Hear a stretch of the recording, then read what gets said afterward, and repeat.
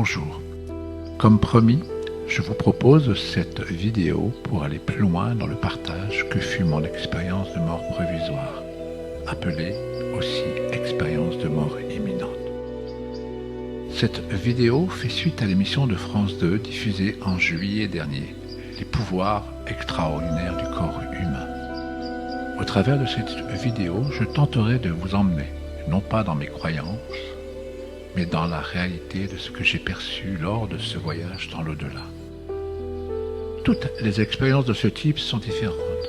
La mienne fut immersive et complète, celle vécue par d'autres personnes.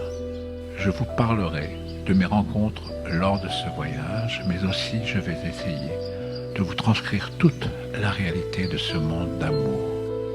Un monde d'amour. Le monde de Dieu, dont la beauté est au-delà de notre perception terrestre. Décrire une expérience de mort imminente, c'est très complexe. Non seulement parce que les couleurs, les paysages, les reliefs, le toucher, la vue, l'odorat est totalement différent. Ça n'a rien à voir avec ce que l'on vit sur Terre. C'est autrement. C'est autrement et beaucoup plus en relation avec multiples dimensions. Et ces dimensions, il n'y en a pas que 3. Il y en a beaucoup plus. On ne peut pas les quantifier à ce point pour y mettre un chiffre. Simplement, elles sont intégrées totalement en nous. Donc, c'est pour ça que quand je vais décrire un paysage, il faudra y mettre beaucoup d'autres dimensions, parce que ça, on peut approcher de cette réalité-là. Toujours est-il que vivre une expérience comme ça, c'est très compliqué par la suite pour l'intégrer dans une vie dans la matière.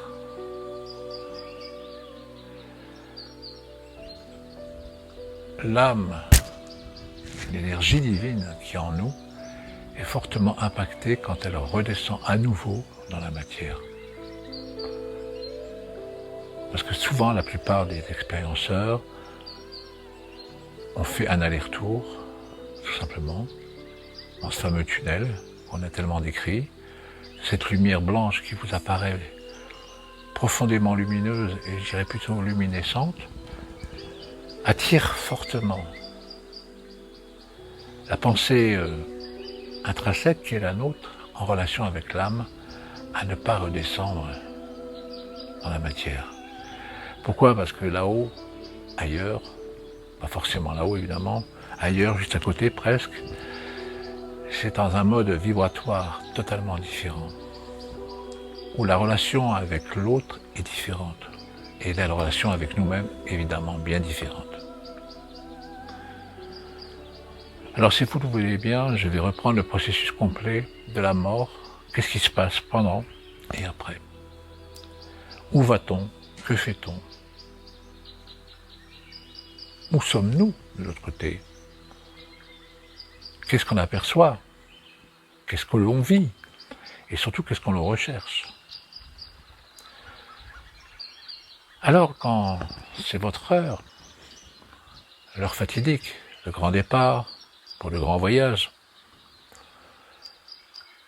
Cette heure-là, évidemment, est hyper angoissante pour ceux qui la vivent, ceux qui croient au néant après la mort, ceux qui croient à rien du tout après cette étape ultime.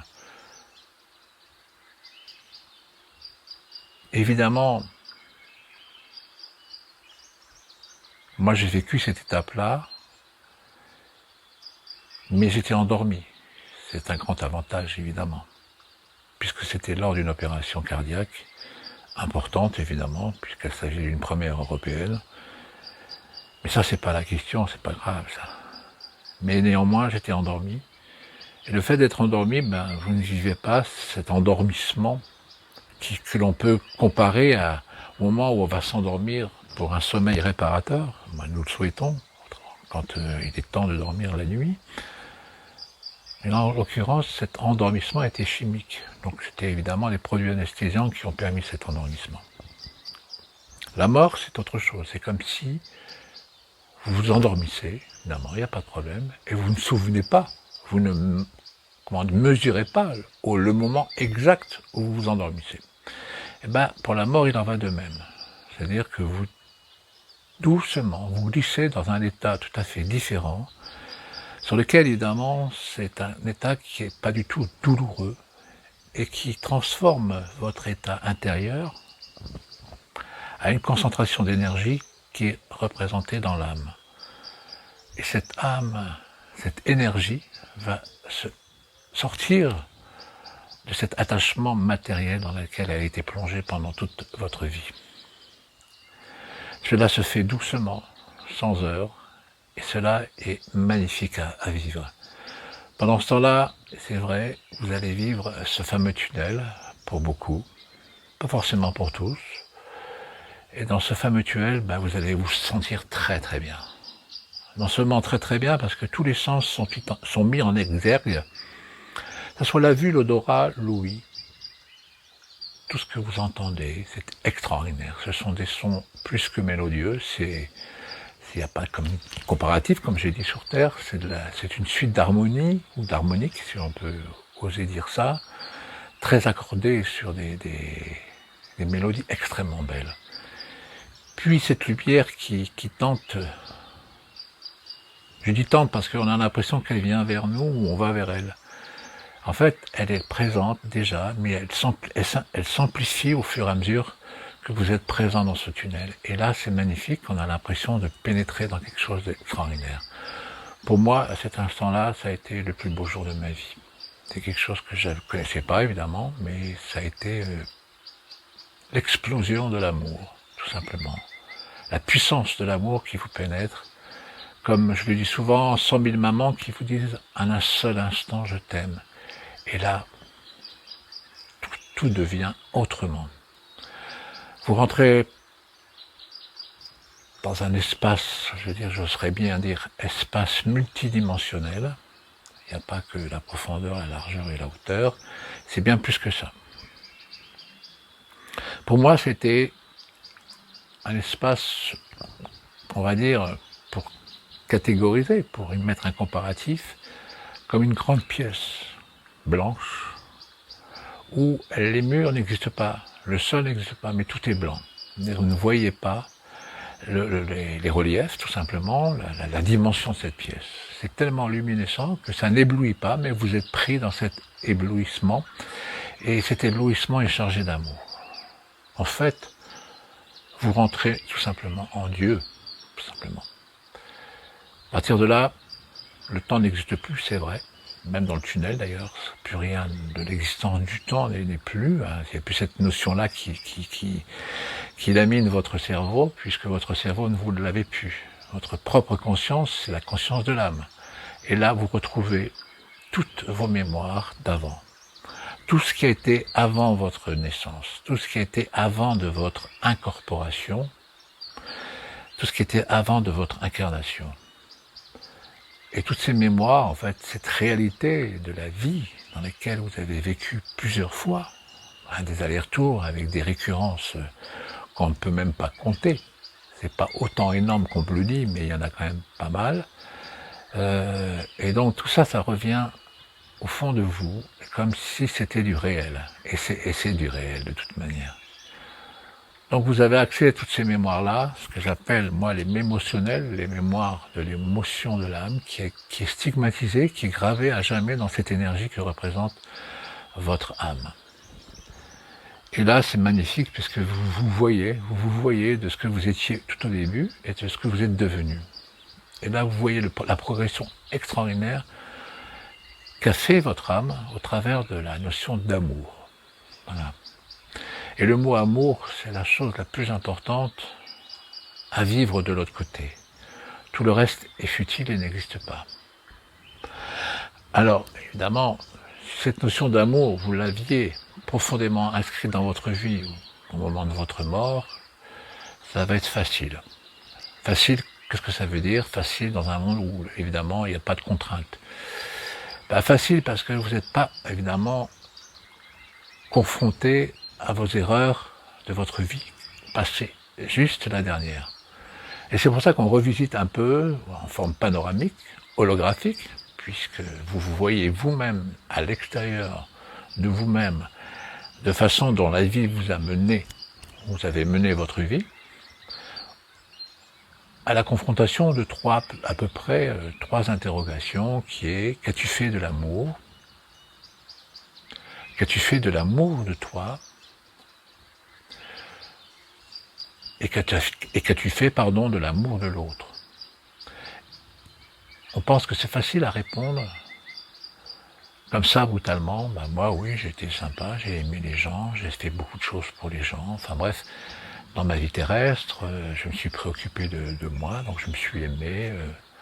Non, c'est pas comme ça qu'on voit les choses. Ça, c'est facile à dire. Ça, c'est la pensée, c'est le mental qui vous dit ça. Non, là, vous êtes dans une réalité, non pas virtuelle, mais une telle réalité que vous vous rendez compte de tous les manquements que vous avez eus au travers de votre vie terrestre, la dernière, par rapport à ces trois questions. Et je peux vous dire que ça fait mal à le regarder si, effectivement, vous avez tenté d'ignorer l'amour de l'autre et de surtout pas d'avoir intégré en vous la notion d'amour dans la parole et dans le geste. Moi-même, j'ai souffert c'est un mot relatif, mais j'ai appréhendé, c'est au travers de ce que je voyais, ce que je vivais, la réponse à cette question. C'est-à-dire que je ressentais plutôt la déstabilisation que la personne avec qui j'ai été confronté a reçu de moi, le manque d'amour. Et là, ça fait un peu bizarre, mais on ressent profondément ce manque. Voilà, donc c'est une question de logique peut-être, je sais pas, mais en tout cas, personne ne se déroge à cette projection holographique ou panoramique, si vous voulez, de votre vie. Après, évidemment, on est débarrassé de toute moralité, il n'y a plus de filtre, vous avez beau vous excuser, c'est pas vrai, ça ne fonctionne pas. C'est votre intégration totale qui va vous permettre justement de comprendre totalement ce qui a été bon dans la notion de l'harmonie plutôt, ou de la disharmonie. Parce que la notion du bon et du bien, du mal, faut le revisiter autrement de l'autre côté. J'en parlerai tout à l'heure. C'est vrai, je viens de parler de trois mots qui sont très importants, puisque de l'autre côté, pour décrire ce que c'est l'au-delà, c'est l'amplification du bien, du bon et du beau, à l'infini, quand vous vous élevez spirituellement. Voilà. Au plus près du raccourci, je veux dire, pour décrire cet au-delà, c'est comme ça qu'il faut envisager la chose. Pour ma part, après cette revue de vie, on va dire, j'ai été accompagné très vite par une personne que je ne connaissais pas, qui avait bien une forme humaine, rassurez-vous. Vous n'êtes pas une vapeur ou une énergie qui se balade et qui se dilue dans le grand tout. C'est tout à fait le contraire. On a bien une forme humaine, puisqu'on a on habitait un corps humain, on retrouve cette forme humaine. C'est pas histoire de se rassurer, mais parce que il y a une logique que vous comprendrez plus tard quand vous serez de l'autre côté. Toujours est-il que cette forme humaine, elle est bien verticale, elle n'est pas allongée, est-ce qu'il y a une forme de gravité, j'en sais rien, il y a une cohérence des choses de l'autre côté qu'on peut même pas imaginer, donc on est bien vertical et on marche bien avec nos deux jambes pour aller d'un point à un autre. Et quand on projette sa vue, c'est ça qui est extraordinaire, c'est qu'on a une forme de télescope au fond de notre œil spirituel, entre guillemets, qui n'est plus du tout matériel, avec la possibilité de zoomer d'un point qui se situe peut-être au niveau, à l'échelle terrestre, à une année-lumière, comme si elle était à proximité. Vous voyez, c'est cette possibilité-là, ces possibilités-là sont aussi valables pour le goût comme pour ce qu'on entend réellement. Voilà. Toujours est-il que c'est extrêmement surprenant, donc on a le temps pour s'adapter à cette nouvelle condition. La personne donc était là pour me signifier qu'effectivement j'étais dans le monde de l'au-delà, parce que moi j'appelais l'au-delà, il y a d'autres termes pour décrire ces mondes-là. Je parle des mondes, parce qu'il n'y en a pas qu'un, et des mondes, en fait, c'est plusieurs plans, simplement vibratoires. Alors le mot vibratoire reviendra souvent dans ma bouche aujourd'hui, parce que c'est de l'énergie tout simplement, hein. C'est une forme vibratoire, et la notion vibratoire, elle est infinie, hein. Il n'y a pas de limite vers le bas comme vers le haut, hein. Et là je reviendrai tout à l'heure sur la notion d'univers, hein, les univers, puisqu'il n'y en a pas qu'un seul, mais vous serez étonné de ce qui existe. Voilà, donc cette parole que je recevais était plutôt de l'information, hein, une information. Alors la personne qui était en face de moi avait donc une forme humaine, était très blanche, très lumineuse, très luminescente, voilà, que je ne connaissais pas. Hein, celle-là, je ne la connaissais pas. Celle qui va venir après, cette forme, autre forme, était un ami que j'ai quitté, qui m'a quitté, qui nous a quittés il y a quelques décennies avant, quand il a vécu sur Terre, et que j'ai retrouvé à cet endroit-là, à ce moment-là, pour justement être un peu mon guide dans ce que je vais vivre par la suite. Alors cette personne, j'oserais dire cette entité, entre guillemets, tente de m'expliquer le pourquoi, le comment. Pourquoi je suis là et qu'est-ce que je fais là et qu'est-ce qui va se passer après. À ce moment-là, pour moi, j'étais mort. C'était ça pour moi la mort. J'ai dit, bon, ok, l'opération a loupé, voilà. Je suis là maintenant dans un autre monde. Mes enfants sont restés sur Terre. Je m'imagine même pas à ce moment-là la douleur que ça pouvait procurer aux personnes qui restent sur Terre. Je n'étais pas dans cette disposition de réflexion en tout cas, parce que j'étais tellement surpris, et c'est ce qui d'ailleurs va vous être votre condition quand vous arrivez de l'autre côté, parce que c'est surprenant, parce qu'on ne s'attend pas du tout à ça. Ça n'a rien à voir avec ce que l'on vous a expliqué au travers de l'idéologie ou des religions et autre chose. C'est bien plus que ça, et c'est vrai que les mots peuvent manquer pour décrire réellement ce qui est cette réalité-là. Cette personne, donc, cette entité, je devrais dire, tente de m'expliquer ce qu'est réellement la vie après la vie. Voilà. Et là, c'est étonnant. J'ai accès à des informations que jamais sur Terre j'aurais pu avoir. Cette conscience universelle, j'oserais dire, où tout se crée par rapport à la forme de pensée qui est la nôtre, et qui correspond pas forcément à celle de votre voisin de l'autre côté, mais tout en symbiose et en cohérence, tout se crée, quoi. Et là, ça devient un terrain dans lequel je ne connais pas, même si j'avais plus ou moins essayé de comprendre sur Terre comment ça pouvait se goupiller de l'autre côté, de façon, dans une vie peut-être non matérielle évidemment, mais de quelle forme nous étions, quelles étaient nos maisons, et si forcément il y avait des villes, des cités, enfin bref. Tout ça, c'était recherché au travers des lectures, voilà. Mais la surprise était de taille bien après, évidemment, quand j'ai commencé à visiter ce monde-là, ou ces mondes-là, puis ces plans par plan que j'allais visiter un peu l'au-delà, quoi. Alors, à ce moment-là, je ne me posais pas la question, mais pourquoi moi je visite, alors que je pense que tout le monde visite de l'autre côté? Ben non, pas forcément. Donc ça, j'expliquerai pourquoi après mon cheminement particulier, je veux dire, un peu individuel, dans ce qui m'a été offert de comprendre, tout simplement.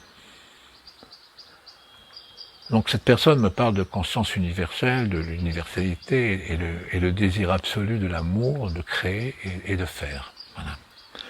Puis après, je me suis avancé donc, dans cette pièce blanche pour découvrir la disparition de cette brume blanche luminescente, pour découvrir, après la disparition, pardon, parce que ça s'est produit comme ça, c'est comme s'il y avait un brouillard qui se levait, très blanc, et là vous apercevez cette nature qui est de l'autre côté. Et là la nature elle est incroyable, quoi. C'est pas le vert qui domine évidemment, puisqu'il n'y a pas la notion de photosynthèse avec cette couleur verte qui est dominante. Tout simplement, c'est que c'est plusieurs couleurs qui se mélangent. Mais des couleurs, enfin j'oserais dire des couleurs, plutôt des lumières colorées, des nuances colorées, qui fait que je ne connaissais pas cette nuance-là. Et là c'est extraordinaire. C'est étincelant, c'est luminescent, tout vient de l'intérieur. pour éclairer l'extérieur. C'est la vie qui est à l'intérieur qui éclaire l'extérieur. Et ça, c'est extraordinaire. Les arbres, oui, il y a des arbres. Il y avait une prairie, il y avait des belles prairies. C'est étonnamment, étrangement, je veux dire, en relation avec ce que l'on a vécu sur Terre, mais dans des proportions, évidemment, beaucoup plus majestueuses et plus équilibrées. Et certes, avec des couleurs incroyables, quoi. Et cette lumière qui sort de partout, qui est très attirante. J'avais, à un moment donné, je me suis avancé pour aller voir un peu plus près ou un peu plus loin, avoir une vision un peu plus élargie de ce qu'il y avait dedans, devant moi. Pas dedans dans cette pièce, puisque j'étais parti au-delà de cette pièce, j'étais arrivé sur une espèce de paysage fait de vallons et de collines, et de ruisseaux, et de prairies, et d'arbres, et de fleurs magnifiques, gigantesques pour certaines et toutes petites pour d'autres. Et là, on retrouve donc les problèmes de dimension, évidemment, mais c'est marrant parce que, c'est marrant, après retour, quand je suis revenu, de voir autant de diversité dans la qualité des couleurs et de la qualité de la lumière. Au travers d'un arbre, par exemple, ou même d'un brin d'herbe, pour moi, c'était quelque chose de très vivant, puisque j'y voyais le flux incessant des allers-retours de la lumière et de la présence divine. Et ça, c'est extraordinaire à regarder parce que non seulement il y a la couleur, mais il y a aussi le son qui vient avec. Et c'est pour ça que je le disais tout à l'heure dans ce fameux tunnel, ces sons mélodieux, de autre côté, je veux dire, quand vous avez passé cette frontière, ce son, c'est plus que ça, c'est beaucoup plus beau que ça, quoi. Voilà. On ne peut pas le quantifier dans sa beauté, dans sa hauteur de mélodie et d'harmonie. C'est extraordinaire. Il en va de même quand vous regardez les choses, quoi. Donc quand vous regardez cette nature extraordinaire. J'ai pas d'autres mots, je suis désolé, je vais répéter beaucoup le mot extraordinaire, majestueux, bref, parce que j'aimerais en inventer d'autres, mais là c'est pas possible.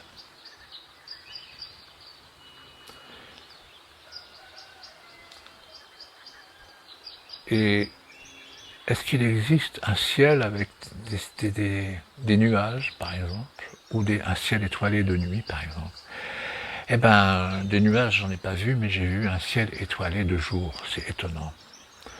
Et c'est vrai que quand j'ai eu accès après à la vision de l'univers, ça n'a rien à voir avec ce que l'on connaît.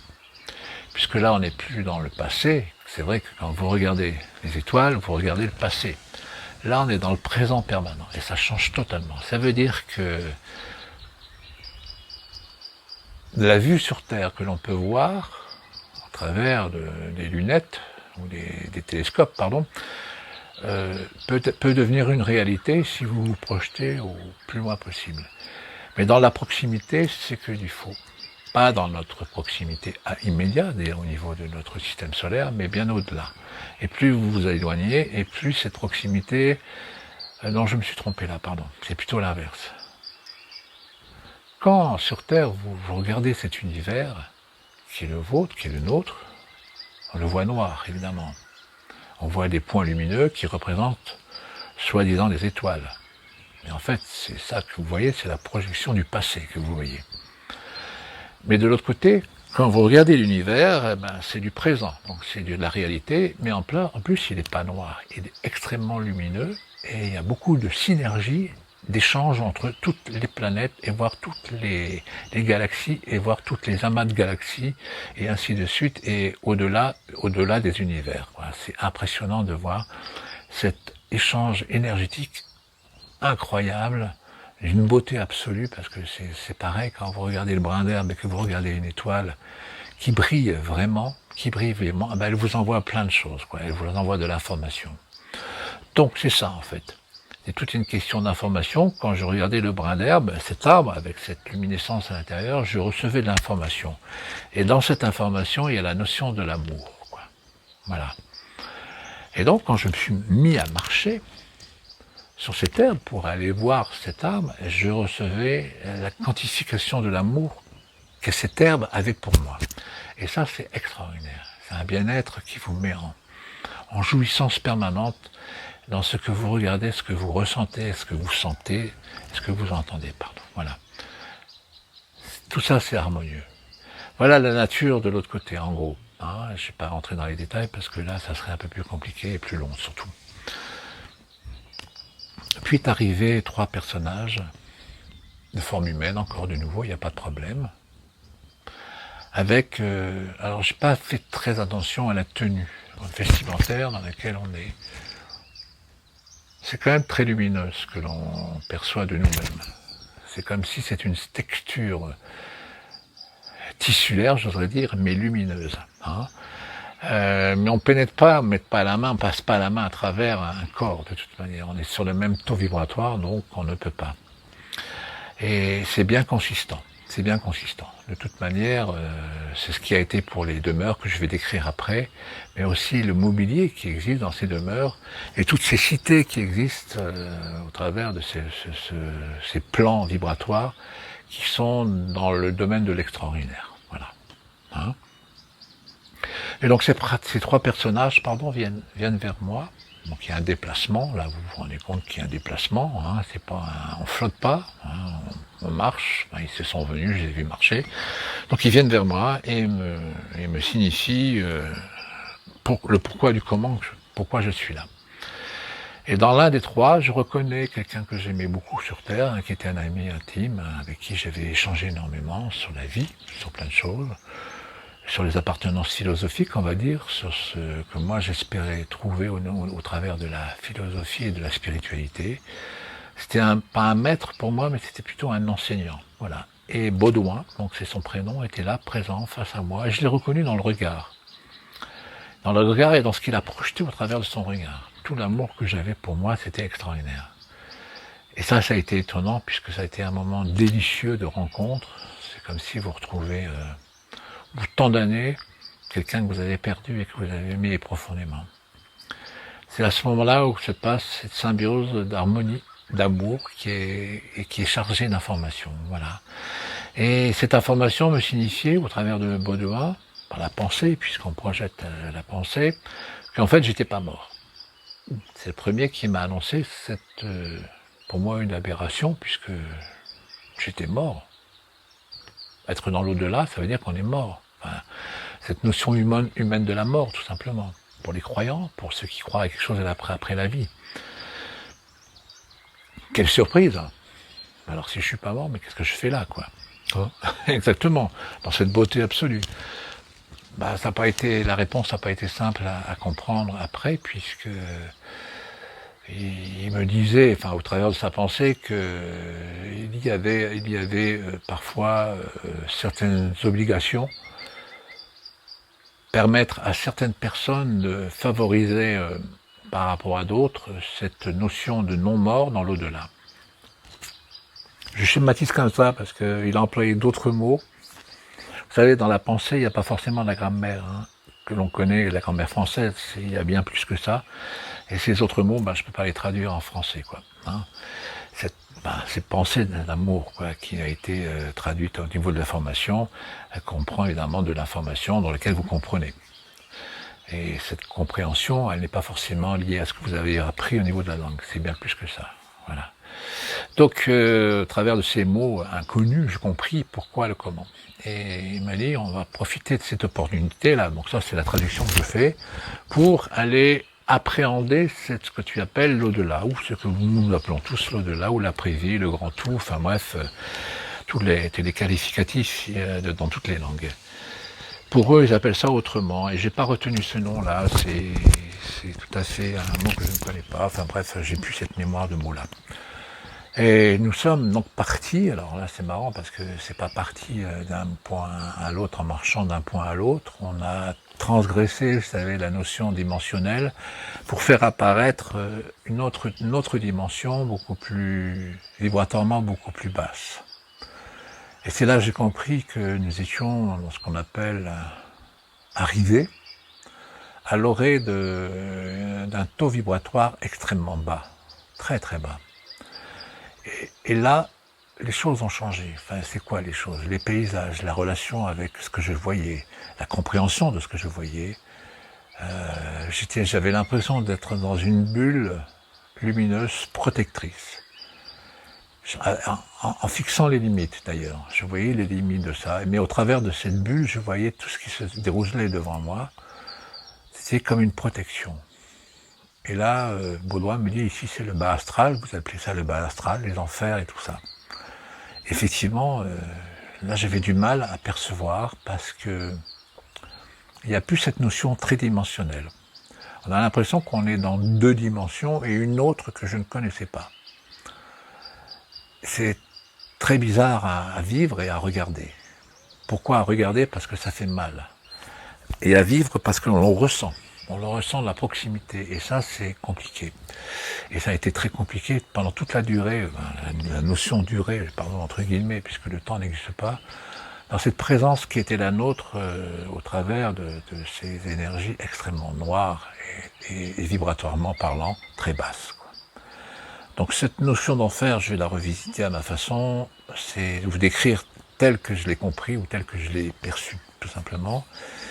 Ça nous arrivait devant une muraille. Une muraille, c'est comme une limite de quelque chose. Évidemment, c'est une limite. Je pense que c'est un plan très très bas. L'un des plus bas, je pense. Mais je vous dirai qu'après, il y a encore plus bas. Et je décrirai, parce que j'ai pas eu l'occasion d'y aller. J'aurais pas pu d'ailleurs. C'est parce que c'est pas beau, c'est compliqué à comprendre déjà, et pas très beau à voir. Et là, ils m'ont mis en protection justement pour pas y aller, mais ils m'ont expliqué quand même. Je savais très bien ce qui s'y passait.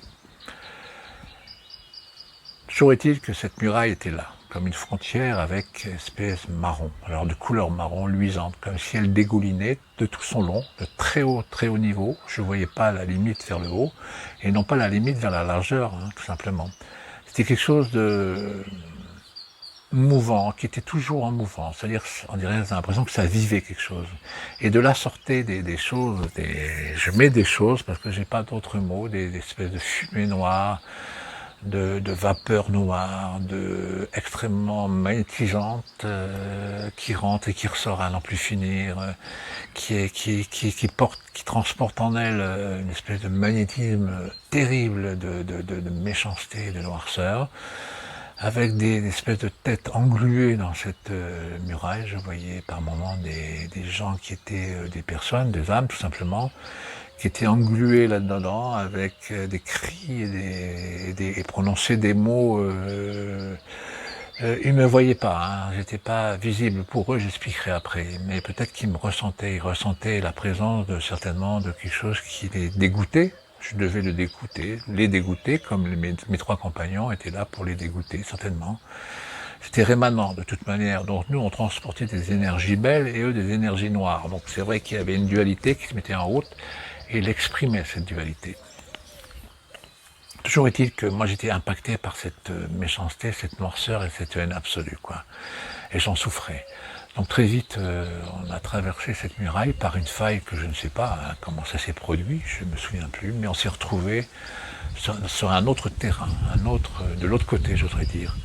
Et là, j'ai vu des endroits dévastés, comme si c'était des villes presque atomisées, j'oserais dire ça, avec des semblants de maisons, des semblants de toits, des semblants de forêts complètement calcinées, un paysage dantesque, je veux dire extrêmement noir, gris, l'absence de lumière, pas tout à fait, mais on y voyait quand même une pénombre.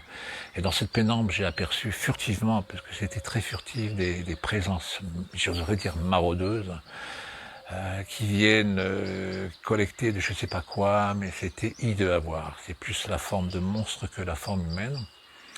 Et ces présences se faisaient crier tout le temps, elles vociféraient, et les présences d'autres personnes, d'autres âmes, engluées, enracinées ou dans leur propre souche de la haine, et se mobilisant pour essayer d'accentuer ce phénomène-là, de la haine de soi, c'est terrible.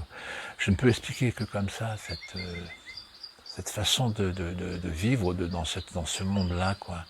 En fait, ils ont, d'après ce qu'ils me disaient, dans l'explication que j'ai reçue de ces pauvres âmes engluées dans leur propre haine, cette espèce de rouleau compresseur qui fait que la haine les anime, tout simplement. et s'amplifient au fur et à mesure.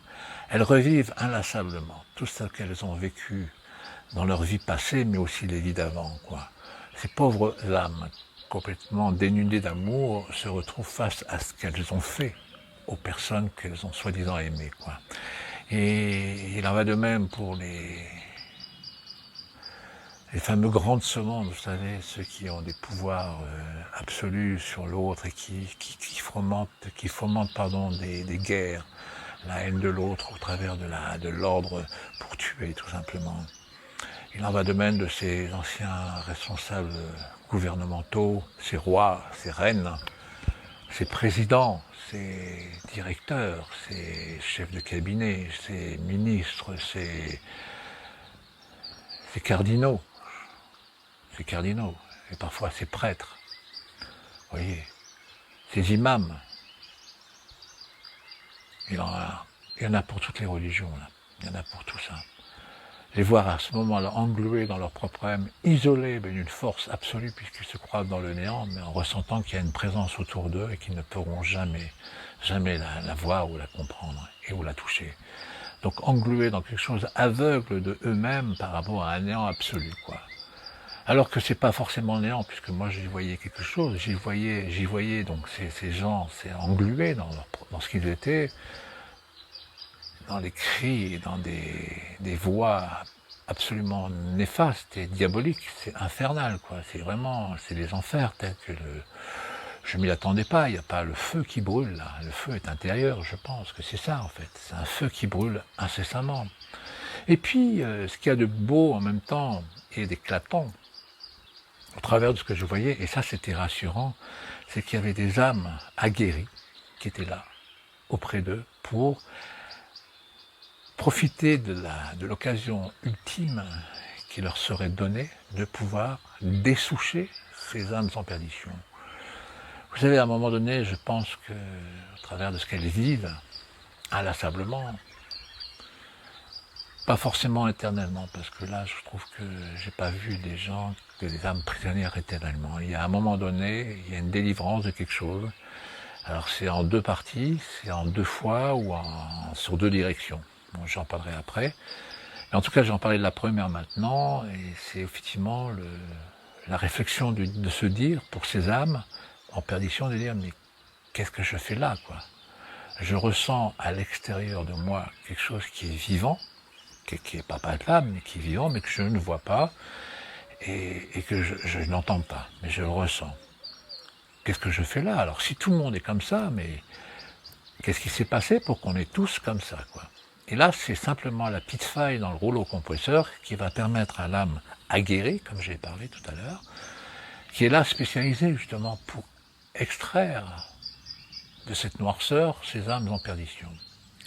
Et là commence la rédemption, c'est un terme idéologique, biblique, j'oserais dire, mais je vais l'employer parce que il est vrai celui-là, il est extraordinaire, parce que c'est la rédemption, c'est-à-dire c'est l'arrêt brutal de cette haine. La haine est définitivement éliminée de cet instant pour elle, et sur les murs de cette haine, on y grave l'amour, tout simplement. Et là commence le cheminement vers la lumière. Voilà. L'éloignement de cette noirceur, et on arrive pour cette âme à retrouver le plan régénérateur. Voilà. Mais par contre, pour d'autres, et c'est là ça devient terrible, parce que moi je ne savais pas que ça pouvait exister, et c'est très rare, il paraît, d'après ce qu'elle me disait, ça arrive, mais c'est très rare. Certaines âmes qui n'en peuvent plus d'être dans la haine de soi vont amplifier indéfiniment pour essayer de se supprimer, pour arrêter ce supplice tout simplement de soi-même contre soi-même. Et ces âmes sont extraites de leur conditions dans lesquelles elles sont là pour être dans j'oserais dire, le sous-sol de cet enfer-là, de ce bas astral, pour être confronté à un choix définitif. À savoir, soit j'accepte ce que je suis dans ce que j'ai fait, soit je vais continuer encore à souffrir encore de ce que j'ai fait aux autres, mais soit j'accepte d'entrevoir la possibilité de disparaître et d'arrêter la souffrance de cette façon. Bon, beaucoup choisissent le chemin du retour vers l'enfer pour essayer de trouver en elles les forces pour arriver à comprendre leurs conditions, tandis que les autres, dans l'orgueil et la vanité tellement forte, qu'elles refusent ce retour en arrière pour aller évidemment espérer l'éternité, mais dans la lumière. Celles-ci se retrouvent face à l'effacement, tout simplement, de leur âme. Elles disparaissent dans le néant, en séparant l'histoire de cette âme de l'éclat divin qui est en elle, quoi, de l'âme. Et donc c'est l'histoire qui disparaît, et cette âme, cette source, cet éclat divin va retrouver sa source, voilà. C'est l'effacement, tout simplement. Donc je pense que sans y mettre des mots, il y en a beaucoup qui sont passés par là. Mettre des noms, pardon. Donc ça, c'était les enfers. Et à un moment donné, j'en pouvais plus, évidemment, parce que j'étais tellement impacté par cette rémanence de haine, ce magnétisme qui tente de vous attirer vers ce qu'elle représente, que mes 3 compagnons et moi, nous sommes partis de cet endroit pour s'élever spirituellement, c'est-à-dire remonter les échelons vibratoires pour aller de plus en plus haut. Je reviens sur cette notion d'enfermement et d'effacement. Je voulais un peu aller au-delà de ce que je m'étais autorisé à dire, pour expliquer le pourquoi du comment. Et tout ce que je vais dire, c'est sans jugement. Parce que c'est vrai que quand vous vivez une expérience de mort imminente, on a perdu cette notion de jugement. Parce que personne ne juge personne, tout simplement.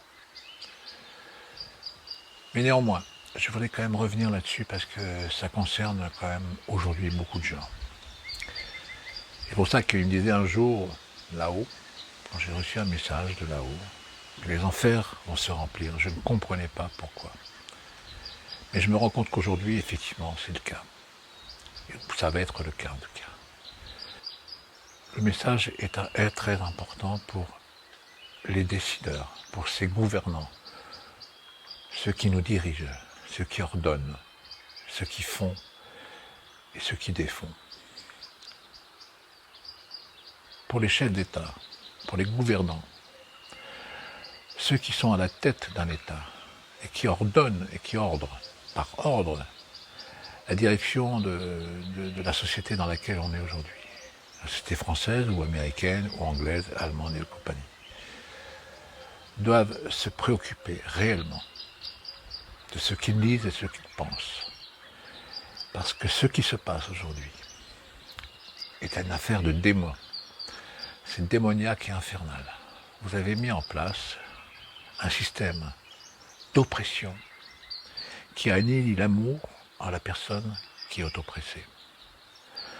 Vous faites le jeu, vous êtes sous les ordres, je ne sais pas de qui, d'un démon ou d'un enfer absolu, dans lequel vous serez précipité si vous continuez.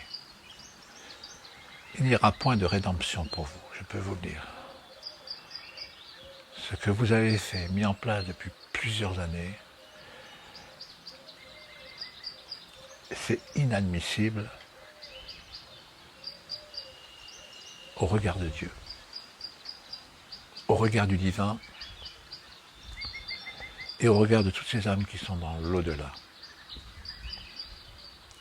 Vous avez détruit des vies, vous avez détruit l'espérance des personnes qui sont sous vos ordres. Vous avez détruit la conscience même de la société et la structure même de la société dans laquelle nous étions avant. Votre orgueil, votre vanité vous a conduit sur le terrain de l'enfer. Et je peux vous dire que c'est cet enfer qui vous attend. Mais il est encore temps de rebrousser chemin. Je vous demande expressément, ceux qui fomentent les guerres en ce moment, ceux qui fomentent et qui créent les structures sociales ou sociétales dans lesquelles on nous plonge dans l'obligation chimique de se faire injecter une machine de guerre, la responsabilité qui est la vôtre est immense. Et c'est l'immensité de l'enfer qui va débarquer pour vous. Je dis ça avec sérieux, parce que j'ai vu ce que c'était et j'ai compris pourquoi, le comment. Vous fanfaronnez là en ce moment parce que vous avez montré vos muscles. Vous manipulez les gens au niveau de la politique, mais vous ne vous rendez même pas compte de l'horreur que cela induit chez certaines personnes. Est-ce que cela engendre après dans leur vie? Vous tentez de détruire la création divine qui est en vous, de détruire, tout ce que Dieu, tout ce que l'humanité depuis son origine a mis en place, au nom du profit et du Dieu argent. Malheur à vous, je vous le dis, franchement, vous ne pouvez même pas imaginer ce qui vous attend. C'est vrai, mes paroles sont dures. J'ai vécu l'extraordinaire, j'ai vécu l'expérience, mais j'ai vécu aussi le désarroi. Quand j'ai vu à ce point-là ce que l'humain est capable de faire et de ce qu'il attend au travers de ce qu'il a fait. L'apostasie de l'amour, c'est la pire des choses qui puisse vous arriver de l'autre côté. Et vous êtes en train de l'organiser sur cette terre. Eh bien, les forces induites, pour lesquelles vous avez dressé l'anathème, le refus de l'amour envers l'autre, vont se retourner contre vous. Et là, il sera trop tard. Vous n'avez aucune idée, même pas à penser ce qui puisse vous arriver. Mais moi, je vais vous dire ce qui va vous arriver. Je vous ne menace pas. Je vous dis qu'il est encore temps. Il est encore temps pour vous de rebrousser chemin et de faire en sorte que cette société dans laquelle vous nous avez plongé, qui est une société sans espoir, où l'égoïsme, l'argent, le pouvoir et le Dieu qui régit tout aujourd'hui dans cette société. Malheur à vous si vous ne changez pas, tout simplement. Il est encore temps, vous avez les moyens de le faire. Ce n'est pas une pression que je vous mets, mais simplement une mise en garde, parce que je sais ce qui vous attend. Il en va de même pour chacun qui prend la responsabilité. Mettez la notion de l'amour dedans. Si vous ordonnez à quelqu'un de faire quelque chose qui est contre son gré, parce qu'il ne le sent pas et qu'il n'a pas ce discernement-là, expliquez-lui avec amour, et non pas avec ordre et avec autorité, et vous verrez le changement notoire qui s'opérera en lui. Car au bout du compte, vous ne le savez pas, mais qu'est-ce qui va rester? C'est l'amour, tout simplement. Voilà. Vous avez beau détruire ce monde, mais c'est ce monde qui va vous détruire au travers de ce que vous allez vivre après. Donc voilà, je voulais faire cette aparté, cette mise en garde, parce qu'il est important de savoir ce qui nous attend de l'autre côté. Même si vous ne croyez pas à ça, même si vous savez que vous serez pardonné, que Dieu est amour et pardonne tout, oui, c'est vrai. Mais avant tout, il faut se pardonner. Et quand vous êtes arrivé à ce niveau-là, ce niveau de conscience dans lequel vous êtes, après avoir généré le malheur et la destruction, vous ne pardonnerez pas. Parce que la haine a gagné votre âme et votre cœur. Voilà. Et c'est cette haine qui va vous emmener dans les bas-fonds. Voilà, j'arrête là-dessus. Vous savez ce qui vous attend, faites en sorte que, s'il vous plaît, c'est au nom de l'amour que je parle, et rien d'autre. Alors mes compagnons et moi-même, nous quatre, nous sommes en train de remonter vibratoirement tous les échelons qui puissent exister entre les bas-fonds et la terre, la société dans laquelle nous sommes. C'est des millions de strates qui existent, c'est pas une ou deux, c'est des millions. C'est fonction de chaque fois d'un taux vibratoire dans lequel nous appartenons. Évidemment, plus on monte, plus on grimpe dans les échelons vibratoires et plus la lumière est présente. Et c'est quoi cette lumière? Comme je l'ai dit tout au début, c'est de l'amour pur, de l'amour inconditionnel. C'est de l'amour qui est là à disposition et qui vous qui vous nourrit. C'est donc un amour nourricier qui est très important puisqu'il est déterminant de l'autre côté. C'est lui qui vous permet de vous projeter dans l'univers. C'est lui qui vous permet de créer et de penser. Et dans la pensée créatrice, c'est ce qui se présente devant vous, c'est ce que vous avez créé vous-même. Et c'est ça qui est extraordinaire, c'est ce lien d'amour qui vous unit envers les autres, qui permet de créer un environnement qui vous sied à tout le monde, qui vous va à tout le monde, et qui correspond en harmonie à tout le monde. C'est ça qui est extraordinaire. Voilà. Toujours est-il. On ne parle pas de mérite de l'autre côté. On ne mérite pas les choses. On expérimente, tout simplement. On essaie de comprendre. Et c'est vrai que ce monde que je tente de dépeindre aujourd'hui au travers de cette vidéo, c'est un monde où l'humour est quasi permanent. C'est un monde de joie, de rigolade, j'oserais dire. On s'amuse énormément. On profite avec joie de ce que l'on est exactement. Et nous sommes des êtres magnifiques. C'est vrai que si j'avais la possibilité de vous montrer ici sur un miroir, qui êtes-vous vraiment, vous serez surpris de la beauté de que représente votre aura, votre âme. C'est incroyablement beau. Il n'y a pas plus, comment dire, notion énergétique établie dans la beauté. Il n'y a pas plus haut. Vous êtes l'aboutissement de quelque chose. Vous êtes une partie divine. Et le divin est tellement beau qu'on ne peut même pas l'imaginer. À quel point cette force d'amour est présente autour de nous et en nous. Voilà.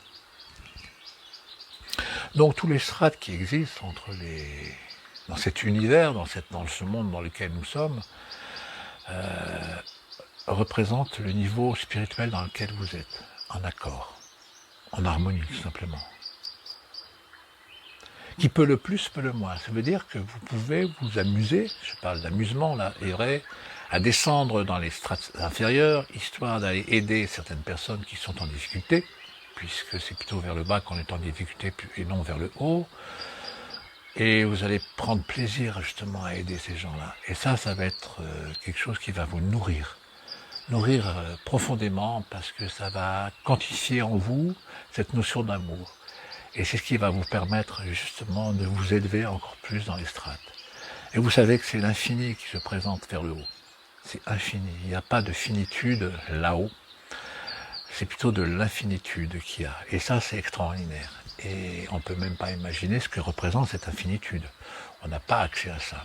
Comme le plus peut le moins, mais le moins ne peut pas le plus. Donc, la quête qui va être la vôtre, de l'autre côté, c'est d'apprendre à aimer, tout simplement. À aimer l'autre et à comprendre ce que représente l'amour. Et pour ça, pour apprendre, en fait, c'est comme un jeu de piste, j'oserais dire. Je suis obligé de faire des comparatifs pareils parce que c'est à peu près ça. On va rechercher de l'information, on va expérimenter l'information. Et c'est en expérimentant qu'on va découvrir ce que c'est réellement. L'amour, tout simplement, dans ses multiples facettes. Il n'y en a pas qu'une. Et au fur et à mesure que vous allez vous élever, vous allez voir, c'est l'amplitude de l'infini beau, bien et bon qui se présente devant vous. Et c'est majestueux, voilà. Pour décrire la limite dans laquelle j'ai été à un moment donné, parce qu'il y a une limite, il fallait à un moment donné que je reprenne ma vie. C'est clair, sur Terre, elle n'était pas finie. À l'époque, j'avais 49 ans, donc c'était important pour moi de continuer ma vie. Surtout que j'avais des enfants et une famille à m'occuper. Mais là, j'étais donc à une limite un petit peu en restriction, c'est-à-dire que je ne pouvais pas aller plus loin. Mais je pouvais observer ce qu'il se passait devant moi. C'est ce que j'appelle, moi, la supra-harmonie. C'est-à-dire que c'est au-delà de la notion même du paradis, c'est bien plus que ça. C'est là où se retrouve, on va dire, toute la création divine. Toute la création divine. Donc ça comprend notre planète, évidemment, d'autres planètes, d'autres galaxies, d'autres univers. Voilà. Et c'est là, c'est incroyable de voir à quel point la vie, elle est partout. Elle existe partout, comme dans l'infiniment grand, comme dans l'infiniment petit, comme le quantique, au-delà des quantas. Les quantas, c'est la limite observable, ou invisible, pensable, mais il y a au-delà de ça. Il y a cet au-delà vers le haut comme vers le bas, si on peut quantifier énergétiquement les choses. Mais vous ne pouvez même pas imaginer que dans une parcelle qui est 1 milliard de fois plus petit qu'un atome, il y a la vie sur cette terre, j'oserais dire. C'est impressionnant de savoir ça. Ben ça, vous avez accès à l'autre côté à cette information-là. Et c'est là qu'on relativise un peu cette notion universelle que représente la création divine, quoi. C'est ça extraordinaire. Ça dépasse l'entendement humain. C'est pour ça que, même sur Terre, même s'il y avait des mots, on ne comprendrait pas, puisque nous sommes un petit peu formatés dans une dualité qu'on appelle en mode binaire, tout simplement, hein, le début et la fin. Alors que de l'autre côté, dans l'au-delà, il n'y a pas ça, il n'y a pas cette notion binaire. Ici sur Terre, il y a le 1 et le 0 en informatique, mais ici, il y a aussi le début et la fin, le bien, le mal, et tout au long de votre vie, vous êtes confronté à ce mode binaire, tout simplement. Bah, de l'autre côté, c'est multidimensionnel, donc il n'y a pas ce mode-là. Donc c'est là où vous découvrez réellement la réalité de la création divine. C'est incroyable, c'est magnifique en même temps, c'est vrai, c'est la plusieurs fois que je le dis, mais c'est incommensurablement beau, tout simplement, et harmonieux. Voilà. Donc, pour extraire en nous cette réalité dans laquelle j'étais moi plongé, parce qu'elle existe en vous, elle est dans votre mémoire, ce que j'appelle ces émotionnels, qui sont inscrites dans la vie de l'âme, tout simplement, dans ces multiples récurrences de vie, d'incorporation. J'aime pas trop le terme incarnation, puisque la carne, c'est la chair, c'est la viande, quoi.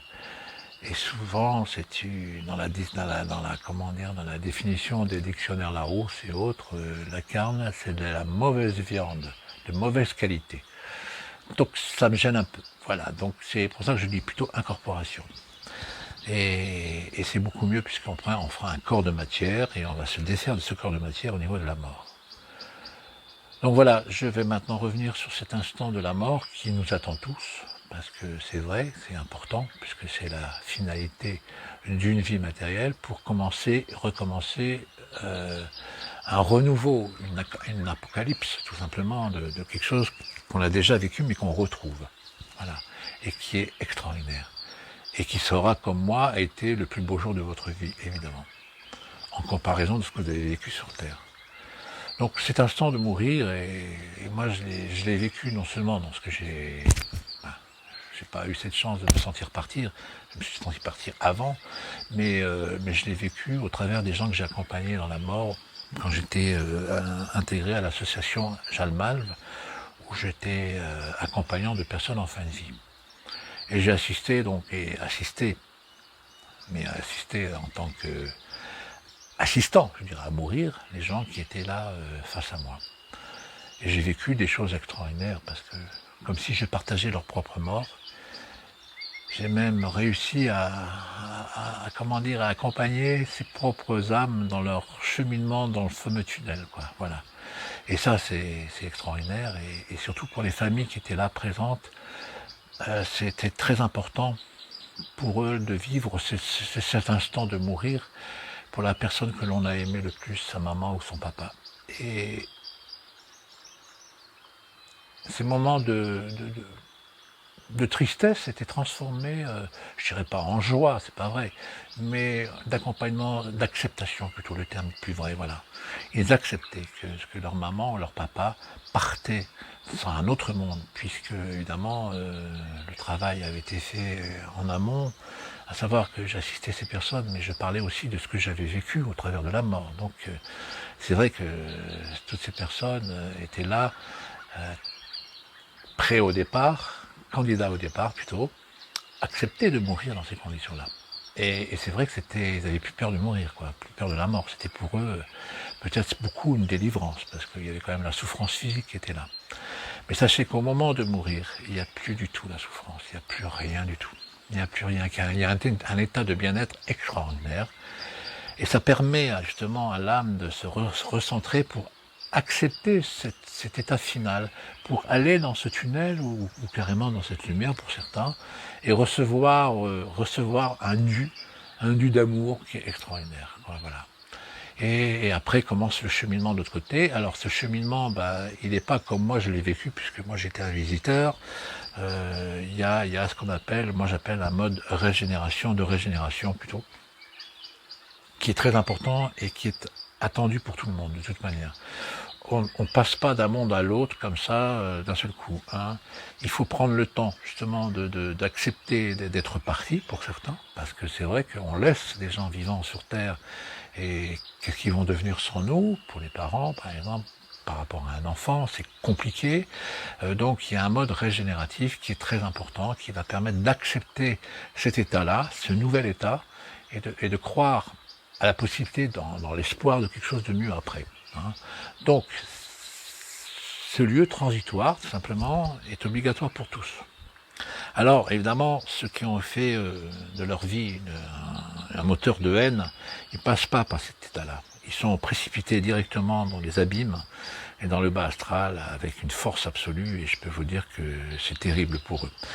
Mais pour ceux qui ont essayé d'aimer dans leur vie, la vie tout simplement, et faire en sorte de créer une famille, et pas forcément une famille, mais de vivre en harmonie avec ce qu'ils sont, c'est-à-dire sans la haine de l'autre, automatiquement vous bénéficiez de ce passage-là qui est quand même régénérateur, c'est vrai, mais extrêmement embellissant.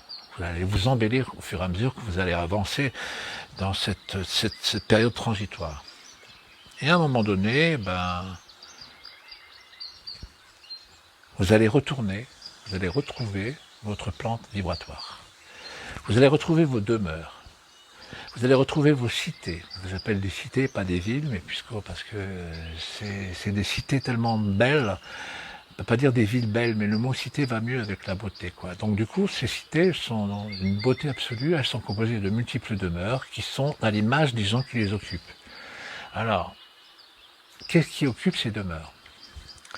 Est-ce qu'elles sont grandes? Est-ce qu'elles sont imposantes? Est-ce qu'elles sont gigantesques? Elles sont faites de quelle couleur? De quelle nature? Alors j'ai pénétré une demeure, je suis rentré dedans, et là j'ai vu des larges patios, très ouverts sur la nature, qui étaient pratiquement intégrés à l'intérieur, avec cette beauté absolue des paysages qui l'entourent, quoi. Et ces demeures, ces patios très larges, étaient aussi, eux, composés de pièces, dans lesquelles, évidemment, se passaient des choses. Alors, est-ce qu'il y avait des chambres? Est-ce qu'il y avait des salles à manger? Est-ce qu'il y avait des terrains de sport? Est-ce qu'il y avait des jardins clôturés? Est-ce qu'il y avait une cour? Est-ce qu'il y avait des étages dans lesquels il y avait d'autres chambres? Est-ce qu'il y avait un endroit, un bureau? Eh ben non, il n'y a pas tout ça. Il y a des pièces, il y a des endroits, plutôt des endroits, pas des pièces. Alors les murs sont totalement énergétiques, qui correspondent à votre énergie à vous, donc vous ne passez pas à travers les murs, c'est clair. Vous allez d'une pièce à l'autre en passant par des portes, et vous regardez au travers des fenêtres, qui elles ne sont pas équipées de vitres, c'est ouvert sur la nature, de toute manière. Pourquoi alors avoir clôturé un endroit, circonscrit un endroit dans lequel on va vivre? Tout simplement, c'est simplement un rappel par rapport à ce qui a existé sur Terre. Votre âme, votre conscience, votre âme a été tellement habituée à vivre enfermée dans quelque chose que on recrée cette chose, tout simplement pour éviter un débordement ou l'absence de repères. Voilà. Alors, il y a des meubles, il y a des formes de meubles, il y a pas de télé, je suis désolé, il n'y a pas d'informatique, ça vraiment, il n'y a pas d'écran, donc je vous expliquerai comment on voit les images, comment il se passe, comment ça se fait. On fait pas des soirées diapos, mais on fait des projections incroyables de choses que l'on a visitées. Je reviendrai juste après. Toujours est-il que, voilà, moi j'ai vu des tables et des chaises où les gens effectivement se restauraient. Alors, de quoi? Je n'en sais rien, j'ai pas participé à ce repas. Hein, je sais que c'est certainement une nourriture divine qui a certainement une raison d'être et d'exister, je ne sais pas laquelle. Toujours est-il que j'ai vu que ça existait, que c'était réel, et j'ai observé ça de loin. Et j'ai vu aussi des gens dormir, parce que, vous savez, la notion de jour et de nuit est très forte sur Terre. Ce côté un peu binaire, vous savez, début d'une nuit, la fin d'une nuit, le début de la jour et la fin du jour. Tout ça, ça stigmatise un peu le fonctionnement de l'humain, c'est vrai, mais aussi de l'âme, elle est impactée fortement. Donc, il y en a qui aimaient dormir, qui aimaient bien se reposer dans le noir, dans l'obscurité ou en pleine lumière pour certains. Et ben, tout ça, c'est possible. C'est possible parce que la volonté, votre pensée, crée cette situation-là, pour vous rendre tout simplement en harmonie avec ce que vous êtes. Donc vous n'êtes pas obligé de vivre éternellement en pleine lumière. À un moment donné, si vous avez envie de vous endormir, vous reposer, vous créez vous-même la notion de nuit et de jour, et vous endormez tout simplement. Alors c'est pas des nuits forcément longues, puisque la notion du temps n'existe pas, c'est simplement nécessaire à votre âme de pouvoir se reposer par rapport à cette notion d'information universelle dans laquelle elle est plongée, parce qu'elle reçoit énormément d'informations. Je peux vous dire que ça sature pas l'âme, bien au contraire, mais ça fatigue un peu la réflexion et la pensée. Voilà. Donc je pense que c'est nécessaire pour certains et pas forcément pour d'autres. Après, quand il y a la notion du voyage, et c'est vrai que vous avez accès à l'univers entier, et d'autres univers. Et là, c'est extraordinaire, parce que ça, j'ai pu participer à ce genre de voyage, moi-même, parfois seul et parfois accompagné. Alors, c'est peut-être marrant à faire, à expliquer, mais on va dire que c'est une patrouille. En patrouille, on visite les choses. Ça veut dire que vous imaginez bien qu'on vole, puisqu'on se déplace évidemment à des vitesses qu'on ne peut même pas imaginer sur Terre. C'est ultra-luminique, on va dire. On dépasse largement la vitesse de la lumière. C'est la vitesse de la pensée. Et cette vitesse, vous avez la possibilité de la ralentir. Donc vous ralentissez la pensée. Ça, c'est un des atouts, une des capacités extraordinaires. Pourquoi la ralentir? Parce que si vous allez d'un point A à un point B, qui c'est distant allez, on va dire un chiffre terrestre de 1000 années-lumière, qui est quand même considérable en kilomètres, vous pouvez le faire en un instant. Par contre, si vous le faites en un instant, vous ne profitez pas du tout de la beauté du voyage. Donc, votre pensée va être ralentie et vous allez pouvoir mettre des étapes dans ce voyage entre A et B, y mettre des points d'attachement dans lesquels vous allez vous arrêter pour pouvoir profiter. Et vous voyez défiler les paysages d'une façon, non pas comme un flou, mais d'une définition assez incroyable, quoi. Donc voilà. Et donc vous avez parfois traversé des étoiles qui sont de nature matérielle, donc atomique, et qui n'impactent pas du tout votre âme, de tout votre corps spirituel, tout simplement, puisque vous n'êtes pas sur les mêmes fréquences. Donc ça n'impacte pas du tout. Les ondes radio vous traversent, elles ne vous font pas mal pour autant. Ça dépend des fréquences, évidemment. Les fréquences Wi-Fi, je ne dis pas. Les fréquences de la 5D, bien plus, parce que ça rapproche de nous. Mais là, on parle de fréquences qui sont hautement élevées, et donc elles n'impactent pas du tout votre corps spirituel. Donc, vous avez la possibilité de traverser la matière, cette matière-là, donc les étoiles, sans pour autant vous faire brûler. En tout cas, aller visiter le cœur des étoiles, c'est sympa à voir. Voilà. Et même le cœur des planètes, puisque c'est aussi de cette fois-là. Et donc, c'est là où j'ai appris, et j'ai confondu un peu la notion universelle de l'information que j'avais reçue, qui est les civilisations qui existent autour de nous.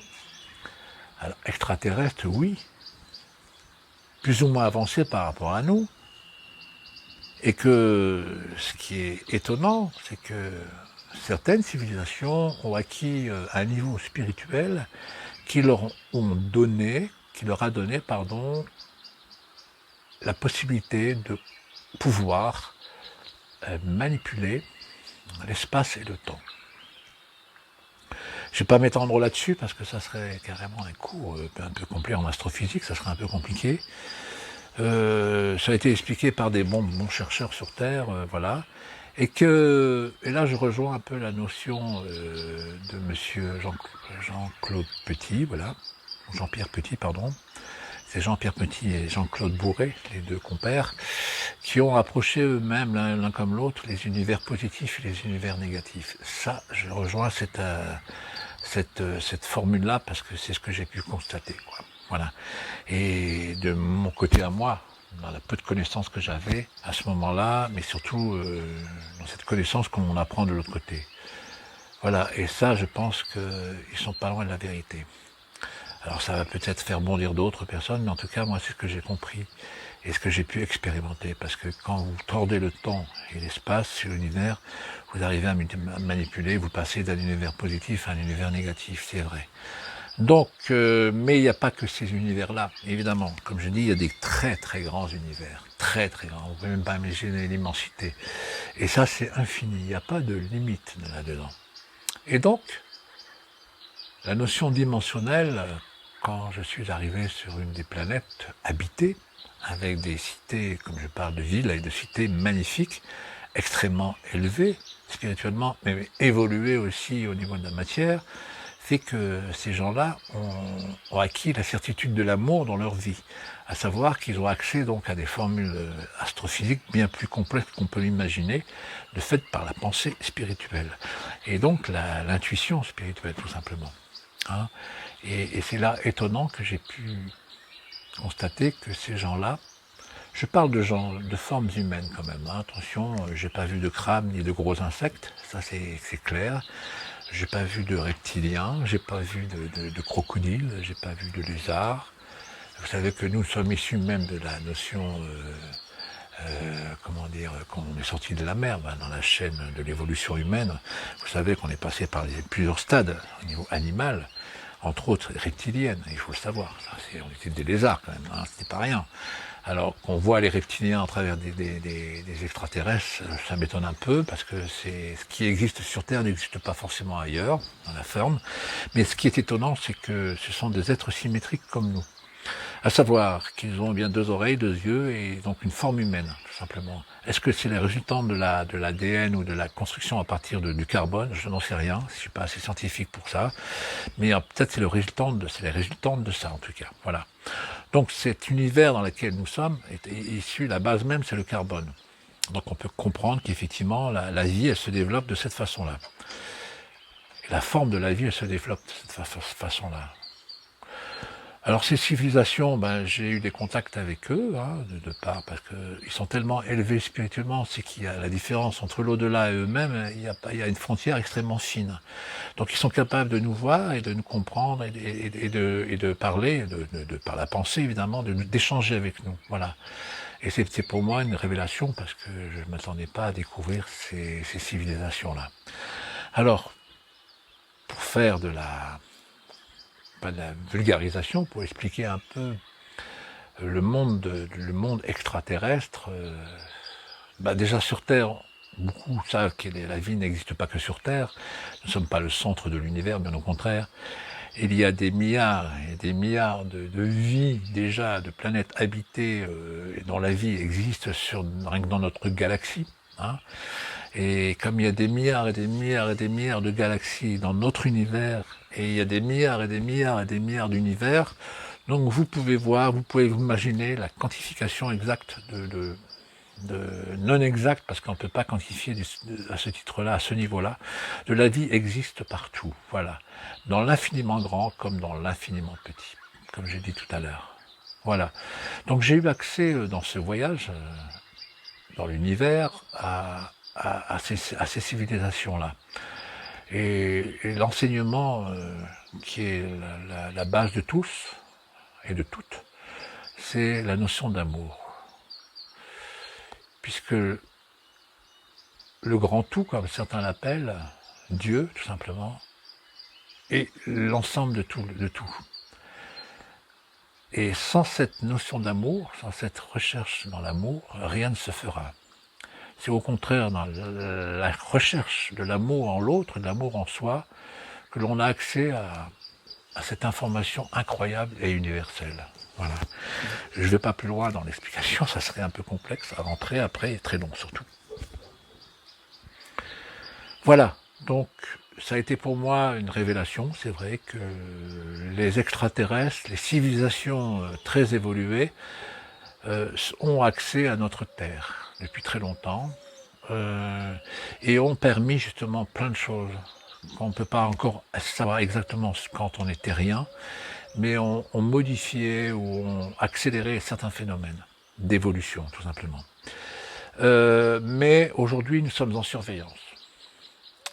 Car il y a des velléités guerrières en ce moment qui font que, et par le passé aussi, que quand on fait péter, comme disent les militaires, une bombe atomique, par exemple, là on touche carrément le moteur de l'univers.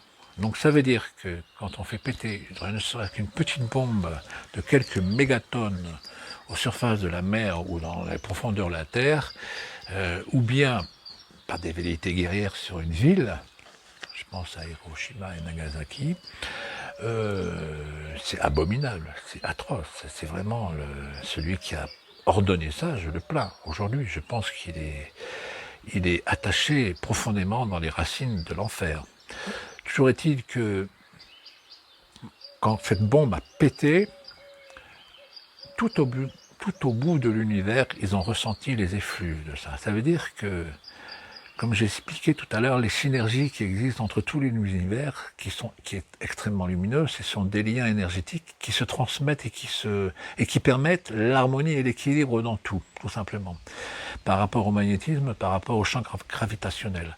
Toujours est-il que quand vous faites péter donc une bombe, évidemment, c'est comme si vous faites péter, vous lancez un caillou dans un lac et vous voyez bien ce qui se produit. Les vagues successives et circoncentriques vont aller, évidemment, continuer jusqu'à la limite de ce lac.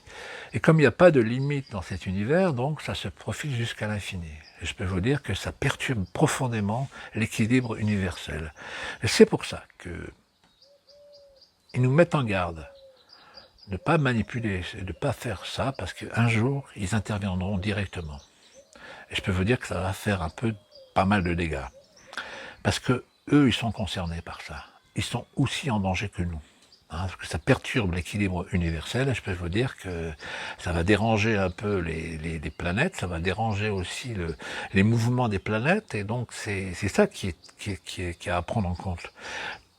Et c'est pour ça qu'ils ne laisseront jamais, ô combien jamais, faire envoyer des fusées à tête nucléaire, donc des missiles balistiques contre d'autres pays. Ils seront désamorcés bien avant, et seront déstabilisés et dénaturés bien avant. Et c'est là qu'un jour, si ça commence à péter comme ils le disent, je peux vous dire qu'ils vont débarquer avec perte et fracas. Voilà, je vous le dis simplement, faites très attention à ce que vous faites, parce que vous serez responsable de beaucoup de malheurs pour beaucoup de gens. Toujours est-il que ces êtres lumineux, quand même, j'appelle ça, ils sont chargés d'amour, mais ils sont aussi protecteurs. Et ils nous protègent de notre bêtise, de notre velléité guerrière, de notre ADN guerrier qui est extrêmement désobligeant depuis toujours longtemps. Vous savez que depuis que l'humain existe, il y a toujours eu des récurrences de guerre, mais c'était impressionnant. Au départ, ça commençait par la guerre du voisin, avec le voisin pour se nourrir. Après, c'était la guerre entre villages, et après, je schématise évidemment, après c'est la guerre entre villes, et après c'est la guerre entre régions, après c'est la guerre entre pays, après c'est la guerre entre continents, vous voyez. On en est là, aujourd'hui.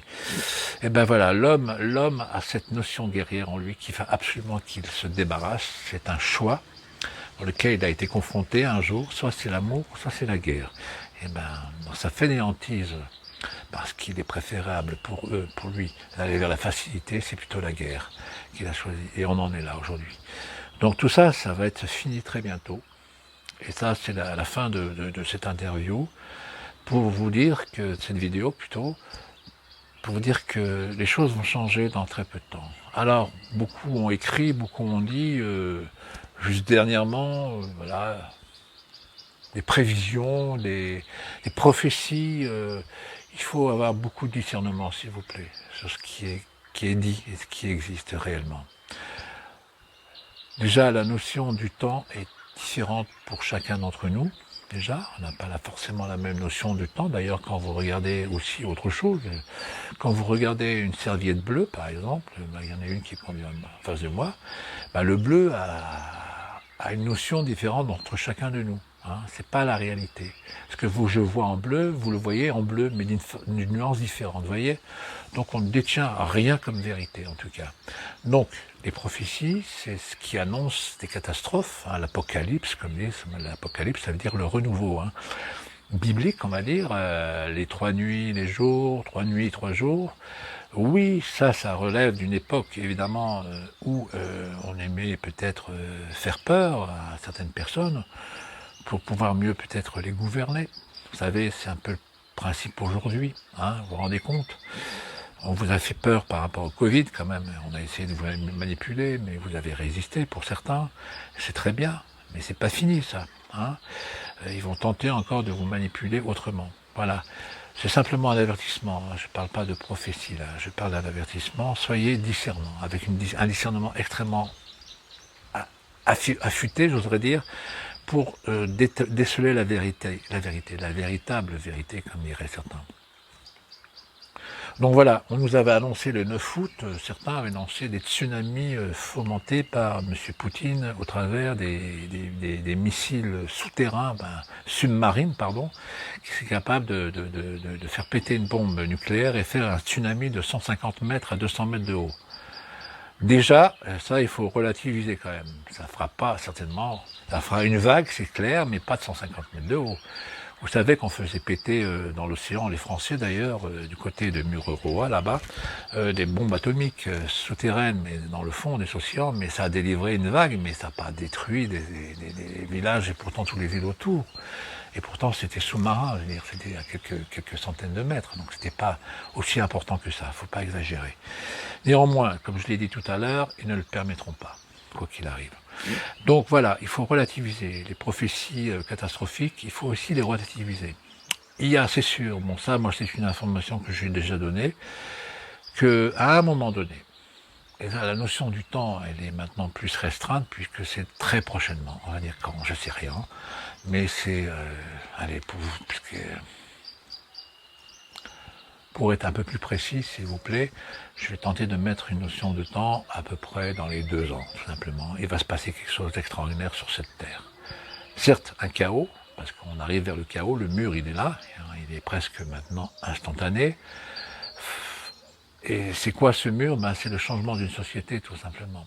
On le voit bien depuis 2019, moi j'avais commencé à lancer une alerte à partir de 2019, qui était le commencement de quelque chose qui allait se passer quelques années après, et c'est vrai que ça a commencé en 2019 par rapport à ce fameux Covid, cette noirceur absolue dans laquelle cette machine de guerre qu'on a créée pour justement détruire l'humain, puisque selon certains, les dires de certains, nous sommes trop nombreux, et donc il faut éliminer les humains. Il y en a même qui disent quand même à partir de 60 ans, il faut détruire les vieux, quoi, qui sont vieux, ils sont inutiles et ils nous coûtent cher, quoi. Donc voilà, tout ça c'est l'humain, il est extraordinaire l'humain pour se détruire et pour se détester, donc il a la haine en lui. Et tous les gens qui veulent détruire l'humain ont la haine en eux, donc méfiez-vous simplement. Allez plutôt ceux qui donnent de l'amour, qui sont dans un regard lumineux d'amour et qui vous aident et qui vous regardent avec gentillesse et non pas méchanceté. Voilà, ça c'est très important pour la suite, parce que le monde de demain, c'est pas le monde que l'on connaît aujourd'hui. C'est un monde qui est extraordinaire et qui va s'installer et qui va se faire au fur et à mesure parce que il sera pris en charge par des gens qui viennent du haut, qui viennent de là-haut et qui viennent des autres planètes, donc des extraterrestres. Ça veut dire que encore une fois, ils vont nous donner un coup de main pour qu'on change définitivement cette société dans laquelle on est et qui existe depuis son origine. Cette récurrence guerrière, quoi. Le monde de demain, le mal n'aura plus accès à ça, même dans les réincorporations. C'est fini, terminé. C'est un monde d'amour qui se profile, et déjà, il y a déjà des êtres extraordinaires qui sont sur Terre, et que vous connaissez, puisqu'ici, il y en a beaucoup d'enfants qui sont dans ce type-là. Ce qu'on appelle des indigos, ce sont des gens qui ont une capacité d'amour au-delà de la raison humaine, et qui sont des âmes qui se sont incorporées pour être présents à ce moment-là et prendre la direction des choses. Et comme ils sont investis d'amour, c'est la direction dans l'amour qui va être mis en place. Donc les sociétés dans lesquelles qui vont se construire au travers de ça, ça va être des sociétés collégiales, avec cette notion de respect de l'autre et de la préoccupation de l'autre. Voilà. Je ne vais pas plus loin, donc voilà ce que je voulais dire au travers de toute cette vidéo. Et terminer sur ces phrases, parce que c'est tellement important pour la suite. De l'autre côté, que le travail est à faire sur Terre, mais après c'est beaucoup plus difficile, après la mort, c'est le pardon de soi, le pardon de ce que l'on est. Parce que, pourquoi se pardonner? Parce qu'on tente évidemment à se défaire de nos responsabilités par rapport en tant que parents, par moment, en tant que jeune homme ou jeune femme, mais aussi en tant qu'homme et femme. Défaire de ce que l'on est réellement, ne pas voir qui l'on est réellement, c'est nos responsabilités, nous sommes des êtres de lumière, des hommes et des femmes habités par de l'esprit divin, là, ce qu'on appelle l'âme, hein, la notion divine, donc l'étincelle divine, et c'est celle-là qui réagit au travers de l'intuition de toute manière, puisque le mental est votre pire ennemi, hein, ce que vous avez appris est formaté, comme je l'ai dit tout à l'heure, en mode binaire, mais votre discernement, votre intuition plutôt, et lui est universel. Et c'est là-dessus que vous pouvez compter sur votre intuition. Et ce sera le monde de demain. Ça sera un monde totalement intuitif. Voilà. Donc réel.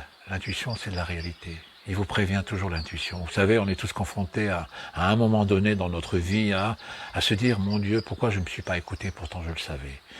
Et vous le savez parce que votre intuition démarre la première. Toujours. C'est elle qui gagne la vitesse sur la pensée humaine. Du mental.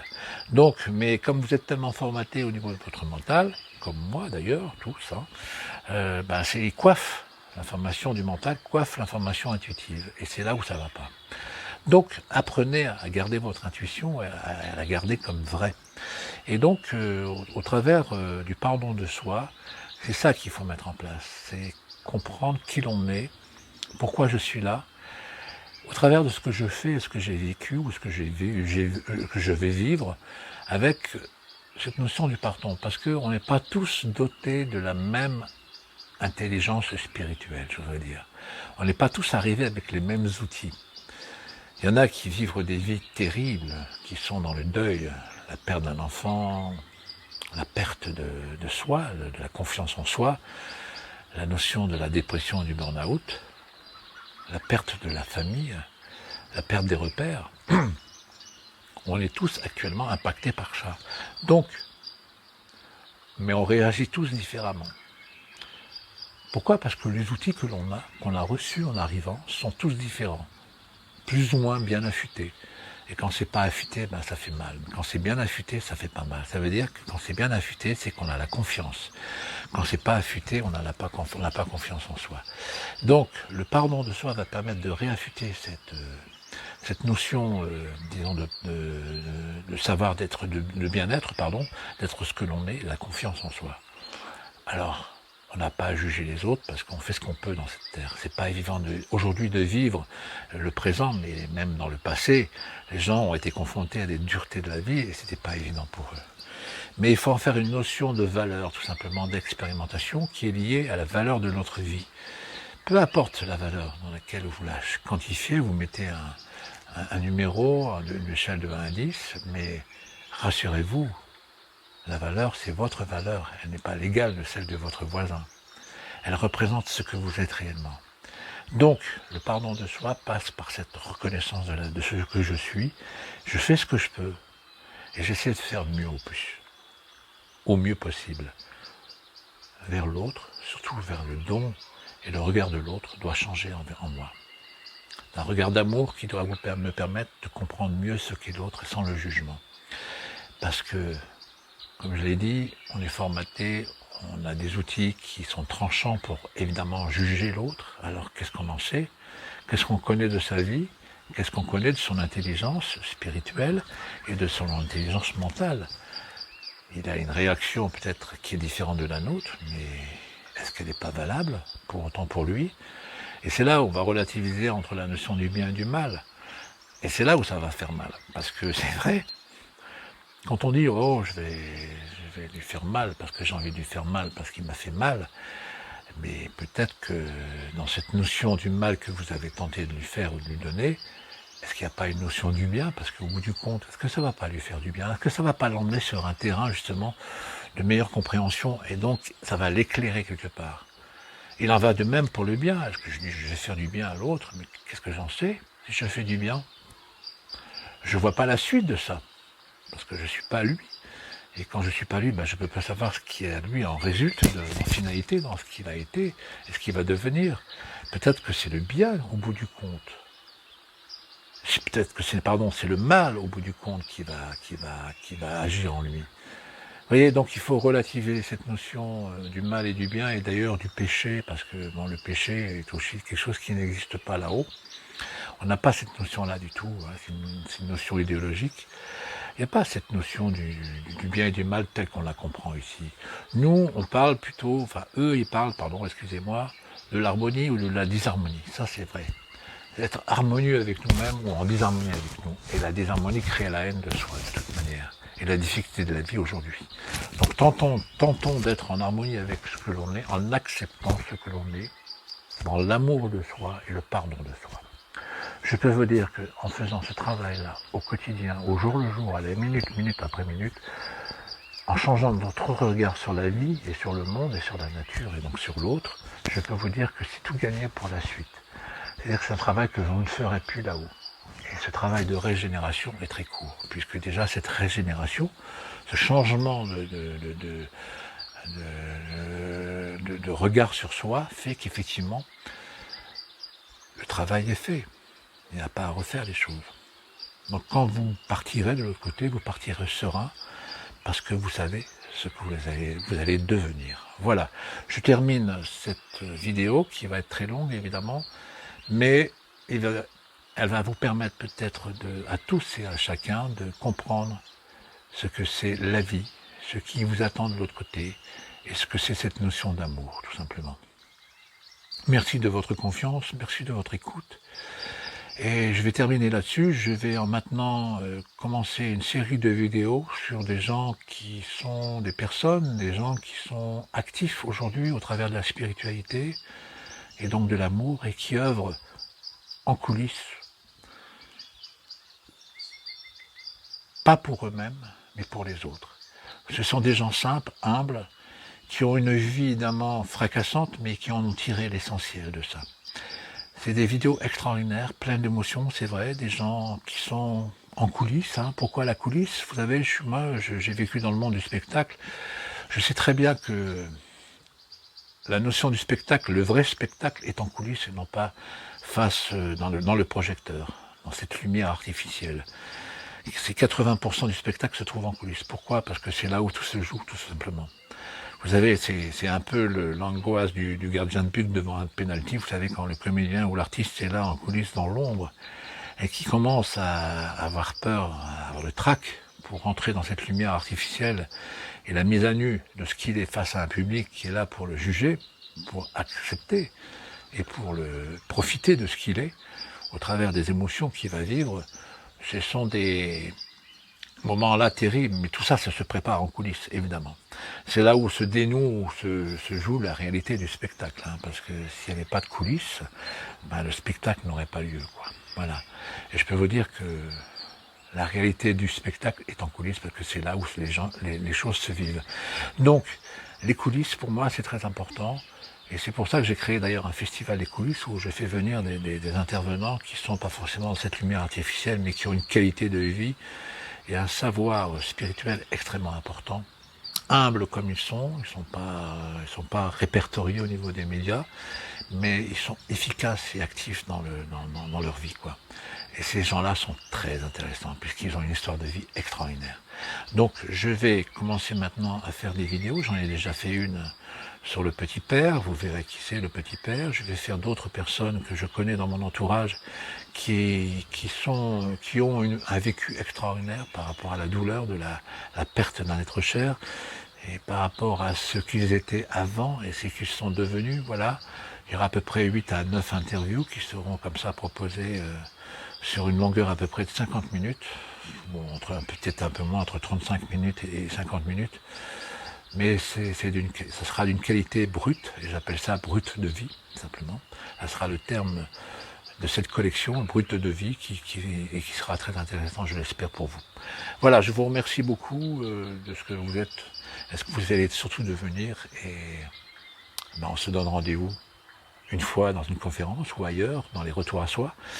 Ces fameux retours à soi que je présente, qui sont en fait l'autre partie de ce voyage de l'au-delà, c'est un voyage énergétique dans lequel je vous propose d'aller et qui font référence à ce que j'ai vécu de l'autre côté. Au travers de la voix de mon épouse, qui est une voix suggestive et qui vous emmène sur un parcours extraordinaire de la visite de l'au-delà, je vous invite à la faire, ce voyage, à le faire, pardon, parce que vous allez en ressortir un peu transformé, quoi.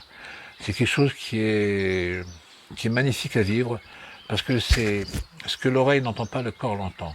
Et on travaille sur donc, des fréquences extrêmement larges, hein, sur des musiques extrêmement belles, et il m'a fallu près de 7 à 800 heures pour construire les 4 niveaux, hein, ce qui est quand même conséquent.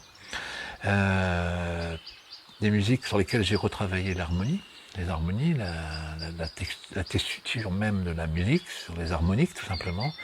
C'est un peu l'arbre qui cache la forêt, vous savez, donc j'ai fait venir, je vous fais visiter la forêt tout simplement. Hein. Voilà, donc c'est ça que je voulais vous dire. Ces retours à soi sont présentés actuellement en week-end de 2 jours tout simplement, sur 4 périodes. Ils tournent actuellement en France, donc je me déplace dans des villes, au maximum 50 personnes, parce qu'au-delà c'est pas la peine. Voilà, donc c'est très important à vivre cette expérience. Je veux dire, c'est un peu les prémices d'une visite de l'au-delà, de votre au-delà. Voilà, et vous ressentez évidemment l'énergie qui est dedans. On va visiter des endroits extraordinaires, mais aussi parfois des endroits pas faciles. Mais sachez que vous êtes protégés quoi qu'il arrive. Et c'est de l'émotion pure que je vous invite à partager dans cette expérience qu'on appelle le retour à soi. C'est le retour à nous-mêmes. Parce que tout ce que vous visitez, c'est en fond de vous. Donc c'est un retour à vous-même qui existe en vous, parce que vous savez que l'au-delà existe aussi en de vous. Hein. Tout ce que j'ai dit là aujourd'hui, c'est aussi en vous, ça vous savez, c'est votre âme qui le connaît. Évidemment, je ne vais pas rentrer dans tous les détails des strates que j'ai visitées, ou de ces plans, ou de ces mondes, comme vous voulez. Il y en a qui sont extraordinairement beaux. Et plus vous allez vers le haut, évidemment, plus la beauté prend de la signification. Mais j'ai aussi été visiter les sphères, ou je veux dire les plans où l'âme a été impactée fortement par l'absence d'espoir et a tenté et a mis fin à ses jours par le suicide. Voilà. Pourquoi j'ai été intéressé par ça? Parce que j'avais effectivement un cousin, ma cousine était mariée avec un monsieur qui était un ami d'enfance, qui était d'ailleurs un copain de classe et qui a mis fin à ses jours parce qu'il est rentré dans un burn-out, tout simplement. Une dépression très importante où effectivement la sauvegarde n'est que la sortie. La sortie la plus dure, la plus terrible, c'est de partir dans la mort, quoi. Voilà. Donc on n'a pas jugé qui que ce soit par rapport à ça parce qu'on ne connaît pas rien, on n'a pas accès au pourquoi et au comment. Parce que le monde dans lequel on est juge évidemment par rapport aux apparences, mais il y a des apparences qu'on n'a pas accès, sur lesquelles on n'a pas accès, qui est le principe même de l'âme, qui sature et qui ne peut plus vivre dans cette société dans laquelle elle a été plongée, puisqu'elle ne voit que rien, elle ne voit que la destruction. Voilà. Donc voilà, Daniel, s'appelle Daniel, c'est un cousin, donc du coup par alliance évidemment, qui m'a été très cher et qui un jour, avant de partir, m'avait téléphoné toute une nuit pour me crier et me dire tout son désarroi. Et j'ai pas réussi à le faire changer d'avis. Je savais qu'il allait mettre fin à ses jours et donc je me préoccupais toujours de lui, de ce qu'il était devenu. Et Daniel, c'est la seule d'ailleurs personne attaché à ma famille que j'ai pu rencontrer de l'autre côté, m'a expliqué, est venu me voir, et il était évidemment un peu différent de ce que j'avais connu, beaucoup plus beau, beaucoup plus en joie, beaucoup plus rayonnant, très lumineux évidemment, avec des vêtements extrêmement beaux, très soyeux, bref, je ne peux pas décrire parce que c'est pas les mêmes énergies, donc on va dire que c'est très soyeux. Toujours est-il que Daniel m'a dit, écoute, je vais bien, et je vais t'emmener justement, je vais te faire visiter ces plans-là. Et c'est là où j'ai rencontré beaucoup d'âmes en détresse et qui sont encore impactées de ce qu'ils ont fait ou de ce qu'ils ont fait eux-mêmes sur eux-mêmes et par rapport à ce qu'ils ont. Et c'est comme souffrance aux autres. Alors, mais ça ne dure pas. Cet état-là ne dure pas. C'est très rapide. Là, ils venaient d'arriver ou pratiquement et partiraient évidemment très peu de temps après. Pourquoi? Parce que il y a quand même la notion d'amour de l'autre côté qui est hyper importante. et que les raisons mises en œuvre pour justement faire un départ volontaire sont analysées d'une autre façon et non pas par un jugement. Donc les raisons sont mises en exergue et soit évidemment il faut retravailler ça, donc on parle de travail sur soi-même, pour accepter justement ce que l'on a été sur Terre et que la notion vraiment d'expérimentation fait en sorte que cette valeur qui est la nôtre, avoir expérimenté la douleur, le fracas et la désolation et donc le départ volontaire, impacte fortement et stigmatise notre âme. Donc on va essayer d'enlever cette stigmatisation par la reconnaissance de soi. Donc ce jugement que l'on s'applique à soi-même, c'est surtout par rapport à cette douleur que l'on a laissée aux autres, ceux qui sont restés sur Terre et qui, un départ brutal et volontaire, rapide, a fait que les autres souffrent énormément de ce départ. Cette moralité qui est la nôtre, surtout nous disent « mais qu'est-ce que j'ai fait pour... j'ai pas pu empêcher ça. Qu'est-ce que j'ai fait pour... qu'est-ce que je n'ai pas fait surtout pour empêcher ça ?» Donc c'est un propre jugement sur nous-mêmes et ça se retentit de l'autre côté d'une force absolue. Alors que non, on fait ce que l'on peut sur cette terre.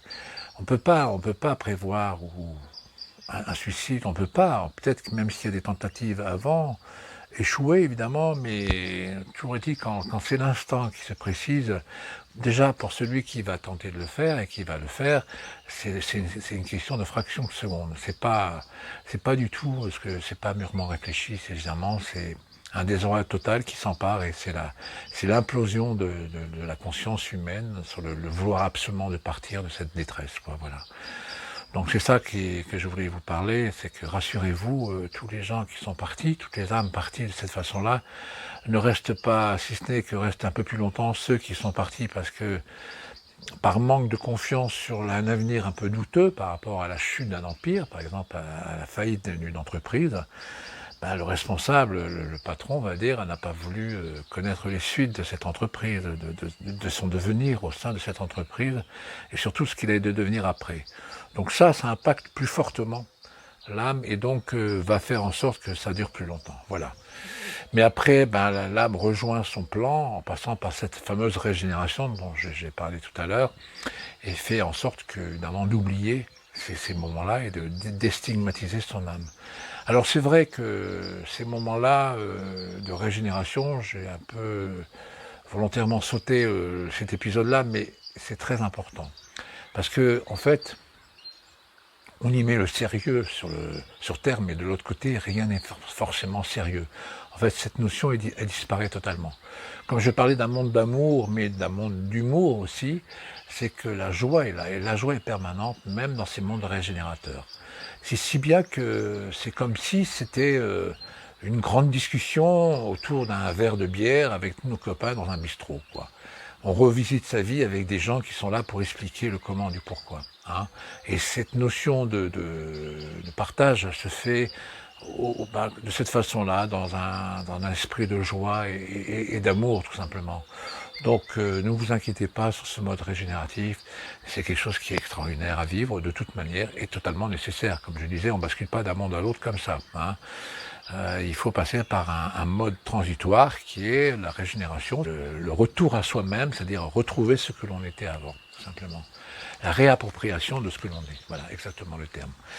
Voilà, donc je voulais vous mettre un point d'honneur là-dessus, et puis voilà, donc moi quand j'étais sur ces plans-là, évidemment, j'ai visité beaucoup d'endroits, beaucoup de choses.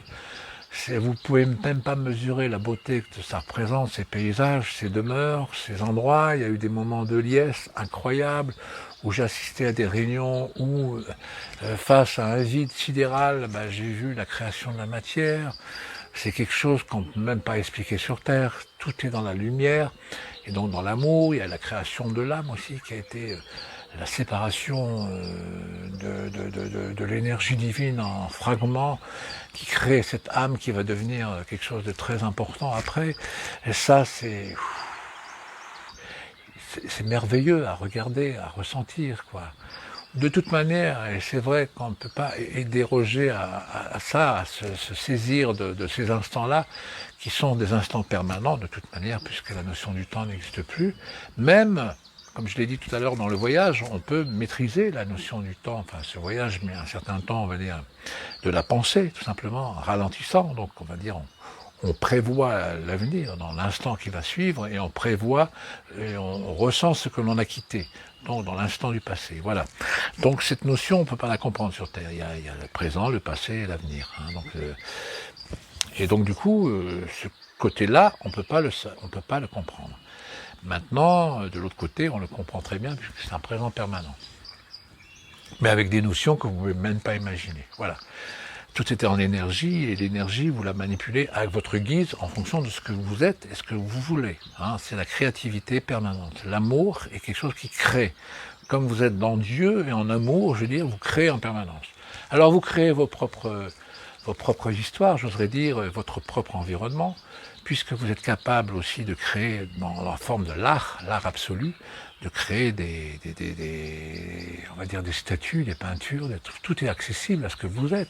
Alors les outils, elles ne sont pas ce que vous croyez avec des morceaux, des tuyaux, des pinceaux et des marteaux. Non, c'est bien plus que ça. Voilà. C'est aussi la forme holographique qui devient une réalité, tout simplement. Donc ça a été la surprise absolue pour moi de visiter tous ces endroits. Et puis il y a des endroits aussi qui sont magiques, majestueux, emblématiques on va dire, puisque j'ai eu accès à des rencontres incroyables de l'autre côté, des êtres emblématiques pour lesquels je ne vais pas m'étaler puisque c'est quelque chose de personnel. Mais la rencontre avec ces êtres ont été pour moi justement un retour beaucoup plus acceptable parce que quand il s'agissait de revenir sur Terre, reprendre mon corps, j'étais pas d'accord avec ça puisque je savais que je retournerais dans un certain enfer, entre guillemets, avec cette notion vibratoire beaucoup plus lourde et pour lesquelles j'allais pas vivre ma suite de vie terrestre, quelque chose de facile. Et ça a été comme ça, évidemment, je le savais, puisque j'ai eu accès à cet avenir. Voilà.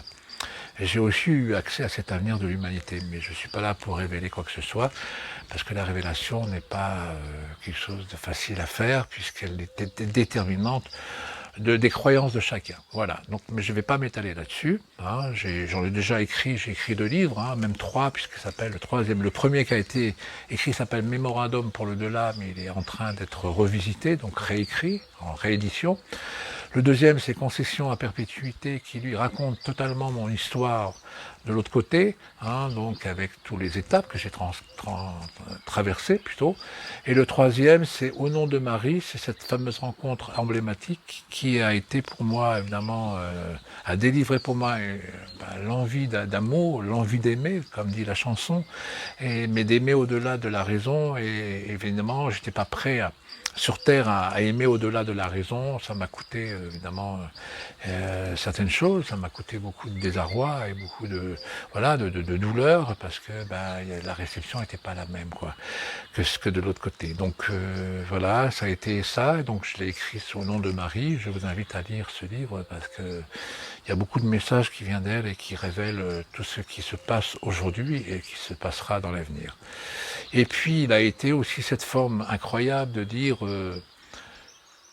que je suis revenu avec des capacités particulières qu'ont les médiums sur Terre, cette connexion possible avec l'au-delà, puisque des messages j'en reçois journellement, au quotidien on va dire, qui me concernent et qui concernent mon épouse Véronique, mais qui concernent aussi les gens que je reçois en entretien, mais aussi cette façon de créer autre chose, de dire, puisque j'ai traversé des énergies particulières, j'ai voulu les représenter dans l'aspect pictural de ce que l'on connaît de l'art, au travers des peintures et des tableaux que j'ai pu représenter. Donc j'ai représenté évidemment toutes ces énergies qui sont échelonnées sur 7 à 7 tableaux différents, avec des rencontres emblématiques pour lesquelles j'ai peint Marie, j'ai peint Marie-Madeleine, et j'ai peint Anne, la maman de Marie, voilà.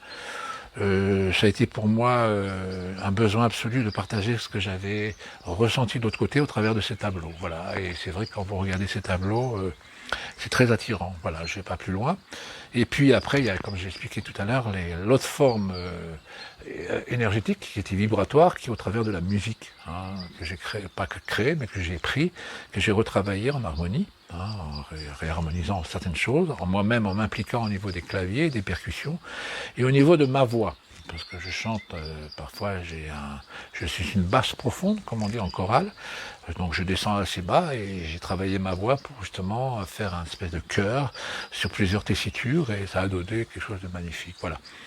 Donc voilà, je vous invite maintenant à suivre mon cheminement et votre cheminement, à partager au travers des commentaires ce que vous ressentez. Je vous invite à vous retrouver au travers des conférences que je donne un peu partout en France, mais aussi au travers des retours à soi que je propose dans ces expériences de l'au-delà. Voilà. Je vous remercie donc à nouveau, puisque j'ai déjà remercié, je vous remercie à nouveau de votre confiance et je vous retrouve, j'espère très bientôt. Merci, au revoir.